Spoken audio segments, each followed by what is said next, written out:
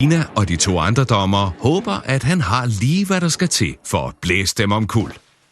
Hey, goddag. Hvad hedder du? Jeg hedder Jonathan Kuczynski. Hej, Jonathan. Hvad laver du, når du ikke synger? Jeg er fysiker og opfinder. Okay. Og opfinder nanoteknologidimser. Og hvorfor har du X-Factor? Det er, fordi jeg gerne vil prøve at ramme dem, jeg synger for. Lige i centralnervesystemet.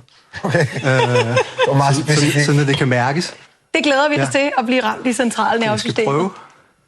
Ukraine girls really knock me out. They leave the West behind. And Moscow girls make me sing and shout. The job is always on my mind. Oh, show me around your snow-peak mountains way down south. Take me to your daddy's farm. Let me hear your ballad like it's ringing out. Come and keep your comrade warm. I'm back in the USSR. Okay, You know how lucky you are. tak. Jamen altså, det kører for dig. Ja. Du ved, hvad du skal. Ja. Du skal ikke synge. Lina, hvad siger du?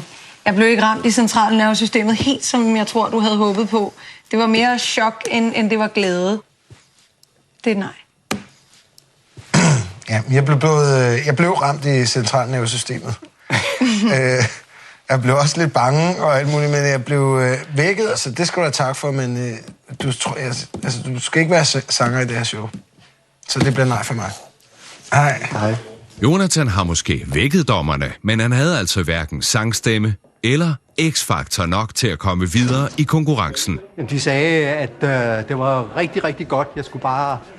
Jeg var rigtig god. Jeg skulle bare ikke være sanger.